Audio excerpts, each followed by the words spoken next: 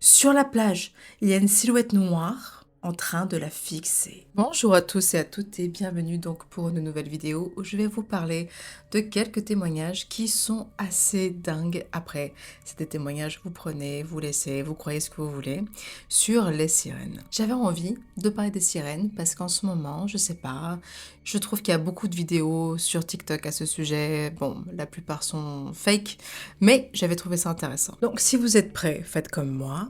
Préparez-vous un café, un thé, et on va lire tout ça ensemble. Allons-y. Les témoignages intéressants que j'ai trouvés se passent aux États-Unis. Comme par hasard.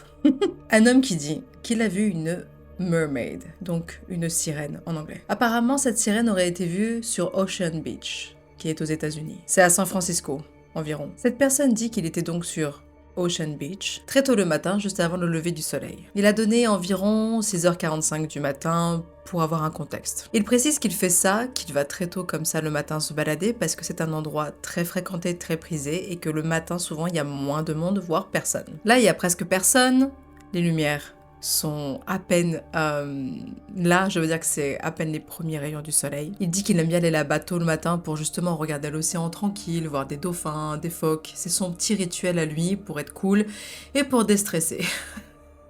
Vous allez voir. Il dit aussi, après c'est un témoignage comme je disais, il faut toujours prendre du recul, qu'il n'a pris aucune drogue, qu'il n'a pas bu d'alcool et qu'il n'était pas du tout dans un délire, si vous voyez ce que je veux dire. Au départ, il pense voir ce qu'il va nous décrire maintenant. On va dire qu'à grosso modo 60-90 mètres en bas, il dit qu'il voit une silhouette très sombre, qu'il interprète d'abord comme sûrement un gars qui est parti faire du surf, ou quelqu'un qui fait comme lui, qui va se balader très tôt le matin pour être tranquille. Et en fait, il a vu cette personne comme les surfeurs qui descendent sur les plages, sur le sable en bas. Donc au premier coup d'œil, il se dit c'est un gars avec sa planche de surf sous le ventre, il va aller prendre la vague. En fait, il observe ce qu'il croit être une personne, parce qu'il n'y a rien d'autre en fait autour de lui. C'est un peu comme, on a tous fait ça, on va quelque part, on regarde le paysage, et parfois il y a des gens qui sont là, on regarde pas ces gens par curiosité malsaine, c'est juste que c'est littéralement la seule chose à voir qui bouge dans le coin. C'est pas du tout malsain, on l'a tous fait ça. Et c'est là qu'il commence à remarquer une bizarrerie sur la planche de surf. On dirait que cette planche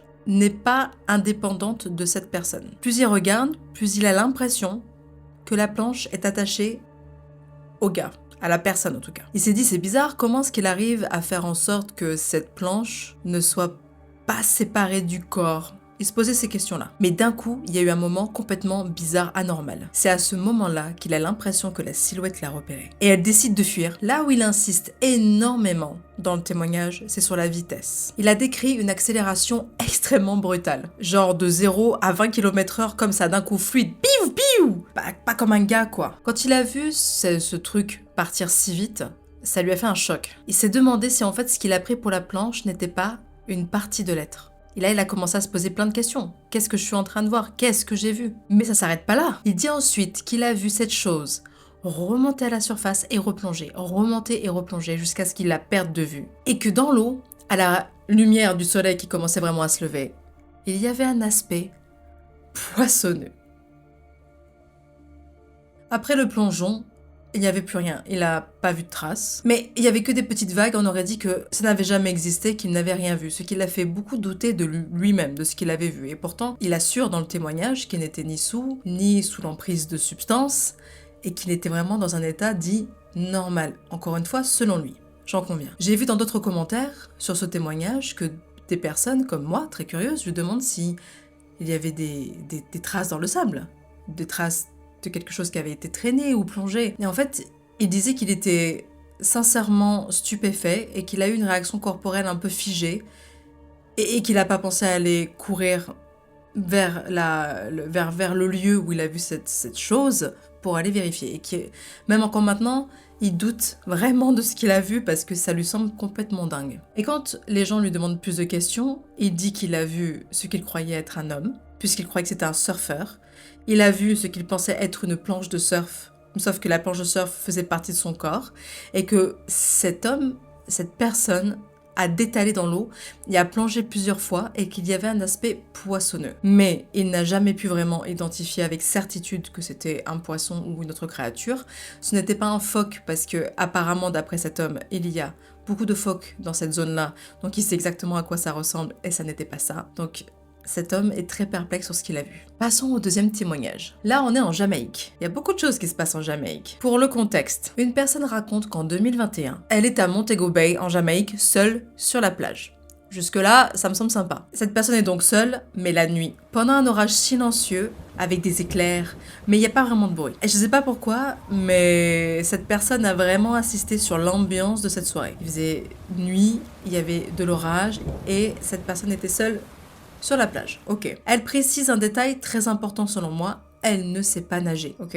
Enfin, moi, avec une tempête, j'irai pas près de l'eau comme ça si jamais je ne sais pas nager, mais bon, chacun fait ce qu'il veut. Et cette personne dit qu'elle a ressenti d'un coup une intense envie de courir et d'aller dans l'eau. Tout de suite, comme ça, comme une pulsion presque bestiale d'aller dans l'eau. Elle a expliqué que cette envie, elle augmente avec le temps. C'est plus fort qu'elle en fait. Ça l'appelle tellement, alors qu'elle ne sait pas nager, qu'elle se retrouve les pieds et les jambes dans l'eau. Ce qui est un peu risqué quand on ne sait pas nager. Je sais que la plupart des gens savent nager, mais quand on ne sait pas nager, c'est extrêmement dangereux et ça fait peur. Et je comprends pourquoi cette personne est un petit peu en mode je ne sais pas ce qui s'est passé, je ne sais pas nager, j'ai peur de ça. Donc déjà, c'est un contexte important. Après, elle a décrit l'eau d'une façon assez bizarre. Que l'eau était noire, mais bon, ça c'est normal, parce que c'est la nuit. Mais qu'il y avait des bulles. Et en fait, elle a décrit que l'eau était noire dans le sens où il n'y avait pas de lumière pour voir ce qui se passait. Outre que peut-être des petites lumières derrière la plage, mais ça suffit pas. Si vous avez déjà été sur la plage la nuit, on voit rien. Mais que l'eau fasse des bulles et qui tourbillonnent, ça c'est un peu bizarre déjà. Et à l'instant où elle commence vraiment à mettre les pieds là où ça bouillonnait, elle sent tout de suite que son cœur se met à tambouriner. Elle se fige, elle commence à avoir une peur panique, elle tremble, elle commence à suffoquer, elle a peur de quelque chose mais elle ne sait pas ce que c'est. Et elle est dans l'eau. Bien sûr, elle ressort en courant. Une fois ressortie, elle retourne s'asseoir tranquillement sur une chaise pliante et se demande ce qu'elle faisait dans l'eau. Et c'est là que le témoignage, moi, m'a fait frissonner. Qu'on aime la petite sirène ou pas, soyons honnêtes, ce genre de choses, quand ça arrive en vrai, ça fait peur. Et on serait tous en train de faire un arrêt cardiaque, soyons honnêtes.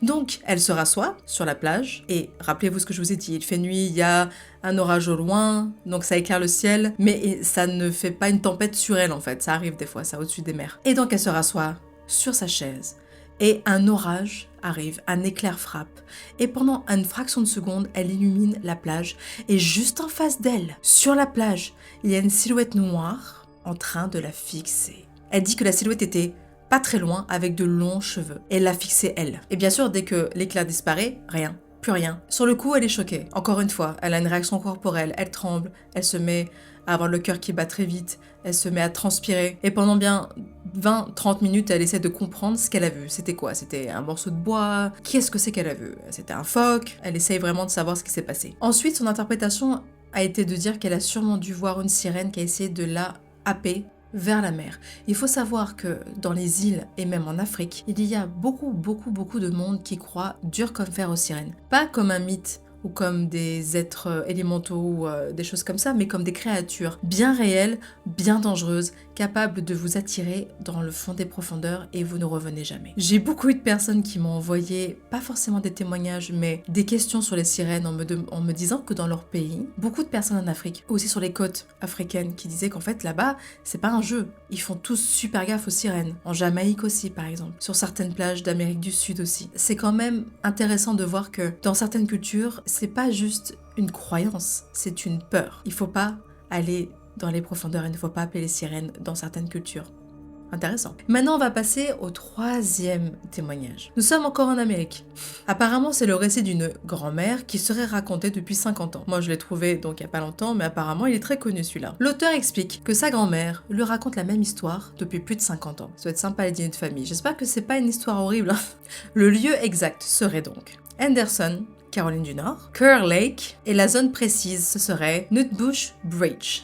Ok. Apparemment, aujourd'hui, cette zone serait, survégétalisée. Elle a été reprise par la terre. Il y a beaucoup d'inondations. Et elle n'est pas vraiment habitable, cette zone. J'ai trouvé ça intéressant. Le point qui pourrait être un peu plus objectif dans ce troisième témoignage, contre le deuxième qui pourrait très bien être une meuf qui a pris des substances et qui tripe toute seule, c'est que là, la grand-mère, apparemment, n'avait aucun pied dans pas la spiritualité, mais dans le paranormal, les cryptides, les créatures, tout ça. Donc, on va voir. Cette femme raconte cette histoire avec une intensité telle que ses petits-enfants continuent de raconter aujourd'hui. Donc, il y a quelque chose quand même. Donc, voici la scène.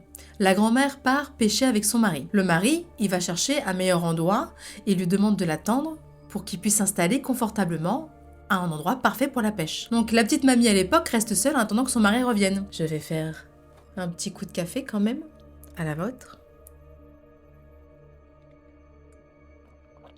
N'hésitez pas si vous aimez écouter mes témoignages avec un petit thé ou quoi que ce soit, hein. C'est fait pour. Donc on disait que la mamie elle reste seule. Peu après il y a une femme qui sort de nulle part. C'est pour le contexte apparemment, mais elle aurait vu cette femme qui sort de l'eau et qui lui dit coucou, comme ça, très mondainement. Elle a décrit cette apparition comme très très belle. Une femme caucasienne, avec de longs cheveux de couleur dorée, c'est-à-dire châtain. La grand-mère, très surprise, elle aurait répondu salut. À ce moment-là, quand le mari revient, ou commence à revenir, la femme se jette dans l'eau.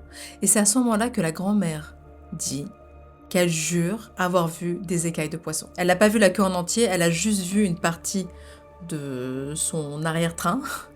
Et en fait, il y avait des écailles de poisson. Bien évidemment, elle lâche la canne à pêche, elle se met à hurler. Son mari la voit hurler, arrive en courant. Elle raconte tout à son mari, mais bien sûr, son mari ne la croit pas. Il dit qu'il a sûrement vu une hallucination. C'est peut-être un gros poisson qu'elle a vu sortir de l'eau, parce qu'apparemment, il y a de gros poissons dans ce lac, mais la grand-mère, non.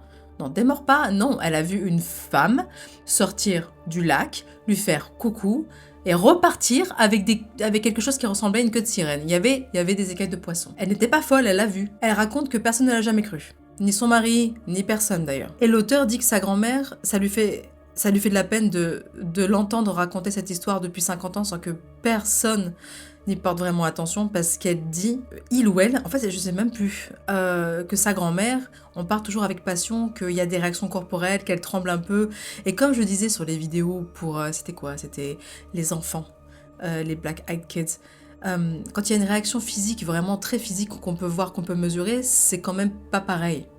Je veux dire, quelqu'un qui ment, il n'a pas une réaction comme ça. On fait pas exprès d'avoir des réactions physiques au trauma, quoi. Après, il y a des petits bonus de rumeurs locales de cet endroit. L'auteur rajoute quand même qu'il y a pas mal d'histoires et de rumeurs, de légendes autour de cet endroit particulier en Amérique, en Caroline du Nord. Il y a même des zones qui sont carrément appelées les zones à sirènes, ou les ports à sirènes. Et qu'à chaque fois que des personnes ont vu des choses un peu bizarres liées aux créatures marines qui n'ont pas d'explication, c'était toujours dans la zone où cette mamie a vu cette fameuse femme il y a 50 ans. Puis écoutez, voilà, c'est tout pour moi. Je ne sais pas quoi penser. Comme je vous dis à chaque fois, moi je vous donne les témoignages, je suis là pour en parler, le narrer, mais je ne sais pas. Bien sûr qu'il y a des choses, à mon avis, notre océan est si vaste, ça m'étonnerait pas qu'il y ait quelque chose là-dessous. Et vous avez déjà vu des sirènes? Vous avez déjà eu des expériences un peu bizarres en mer? Vous êtes un pêcheur, vous avez fait quelque chose, vous n'osez pas en parler. Franchement, ça m'intéresserait en commentaire de savoir ce que vous en pensez. Je vous retrouve très vite pour une nouvelle vidéo. À bientôt.